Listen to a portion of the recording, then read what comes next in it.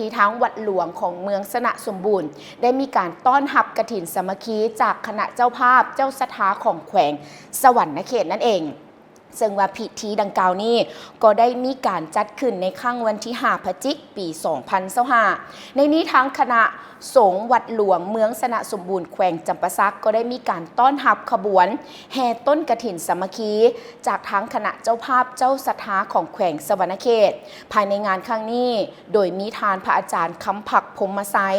กรรมการองค์การพุทธศาสนาสัมพันธ์ลาวแขวงจำปาสักประธานองค์การพุทธศาสนาสัมพันธ์ลาวเมืองสนะสมบูรณ์ภายนอกก็ยังมีการนำผักและลัดของเมือง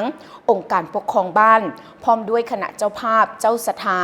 ซึ่งนำโดยครอบครัวทานหมอโสภาพรไสยบุตรครอบครัวเมแก้วมณีทานนางจิมมี่พงมาลีครอบครัวทานปริญญาเอกสุขสมพรอโนไทยครอบครัวเมสวนทวีเตโซ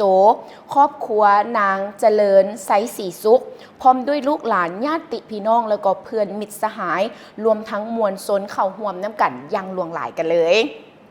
ซึ่งว่าภายในงานบุญกฐินในครั้งนี้ท่านผู้ชมก็ยังได้มีเป็นขบวนแห่ต้นกฐินสามัคคีของทั้งคณะเจ้าภาพเจ้าสถา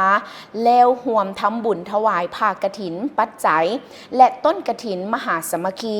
พร้อมทั้งปัจจัยที่ได้หับจากการห่วมทำบุญของเจ้าภาพเจ้าสถาและออกตนญาติโยมรวมทั้งหลายให้แก่พระสงฆ์ตามพิธีทางด้านศาสนาทั้งนี้ก็เพื่อเป็นการส่งเสริมอนุรักษ์รักษาวัฒนธรรมฮีตของประเพณีอันดีงามของชาติลาวคนลาวชาวพุทธที่เคยได้มีการปฏิบัติกันมา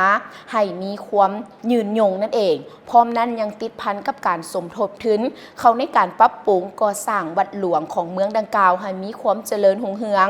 และนอกจากนี้แล้วยังเป็นการเต้าโฮมความสามัคคีของพ่อแม่ประชาชนบรรดาเผ่าภายในเมืองให้มีความแน่นแฟ้นยิ่งขึ้นกว่าเก่านั่นเองอันนี้ก็ถือได้ว่าเป็นข่าวบุญของการต้อนรับกฐินสามัคคีจากทั้งคณะเจ้าภาพแขวงสวรรณเขตนั่นเองนะผู้ชมทั้งหมดนี้ข้าพเจ้าก็ต้องขอบใจภาพข่าวครั้งนี้จากสื่อมวลชนของเมืองสนะสมบูรณ์กันด้วย